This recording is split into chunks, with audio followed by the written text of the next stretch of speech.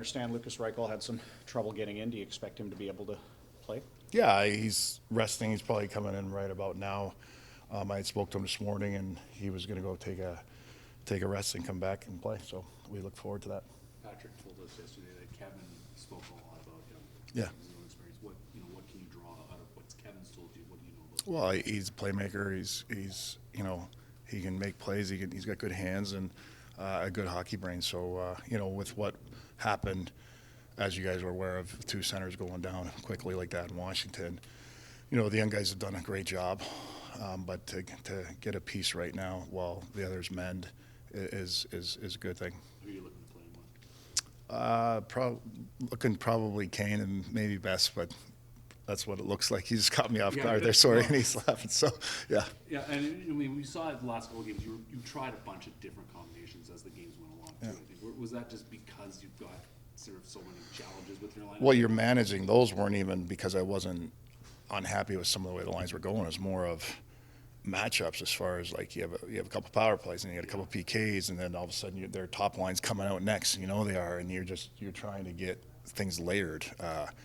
As we've got a lot of young guys in that they're doing great, but you also don't want to put them in overwhelming situations continuously either, where you're managing them and they're going to get it. They'll get there. It's just sometimes you just have to need reps, and we're putting three up the middle in a spot where they're all getting a lot right now, and they've done a great job. These are reps for you as a head coach too. Like, this is a pretty big challenge. Is this the kind of thing you're like, oh man, this is what I'm gonna have to face? No, it's the kind of thing I like. I don't like being injured. I don't like losing two centermen, but this is part of it. This is just instincts, and it's like playing. It's just you react. You keep going. You keep trying to get those 2 points and get those wins. Who's in net for you tonight? Lanks will be in tonight. What have you seen from the Habs on tape? Well, they've scored a lot of goals. Their top line's pretty good. You have to watch. They're creative. They hang. You leave your zone, he's still hanging behind you. They're there, so you're gonna have to make sure that we're sharp. What goes in the decision for the goalie on a weekend like this, where you're facing a divisional opponent tomorrow? What goes in the decision? Well, it's a 4:00 game, long flight. Lanks played just before the Nashville game, and the Nashville was where we wanted Demmer. We wanted him to get the 4 nights without playing. He got 4 nights rest without playing, and then at this time of the year, a back-to-back 4:00 and 7. I don't want to put him in after a long flight, and I don't want to put him in today, and just have him ready for tomorrow. For those of us who haven't watched the Canucks games, how would you assess Quinn Hughes' game? Because the numbers are maybe not as staggering as they were last year. So how would you assess those numbers will come. I really liked his games. The Chicago. Washington, I felt like Washington, he was put in a situation where they were on him, and he was going back for pucks well. He was playing in the heat, playing in a big man's game very well. He defended well that game, and he's continued going. I think he pressed a little bit last game when we're down. He got caught a couple extended shifts, but that's just because he wants to win so bad, and it's the passion, and he'll manage that. But his effort's there, and I'm not concerned.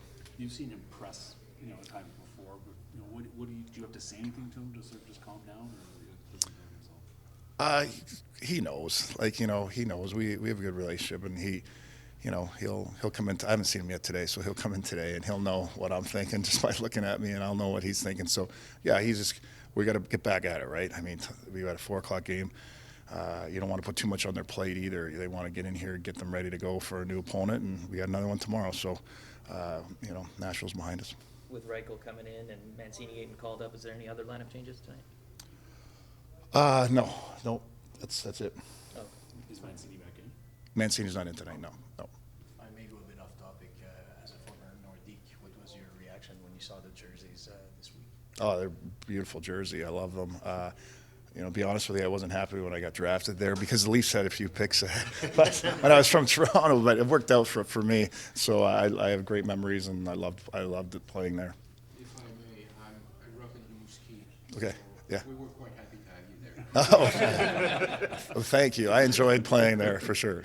All right. what are you most excited to see about Reichel fitting into this lineup? Well, he's like I said, he's a playmaker. He makes plays. He makes passes. He's smart. Again, our young guys are doing great, but like he's got a little bit more time in this league, and hopefully he gets in a position where, you know, with our structure, he'll do well. And going up against Caulfield leads the league in goals. How do you slow a guy like that down? Just be aware of him. He's nifty. He's got deception. He'll hide. He'll pretend he's not going, and picks up the speed. That's deception. And you know, Suzuki does a good job too, having deception, not pretending he doesn't know where he is, and he's open. So we're gonna have to make sure that we watch him.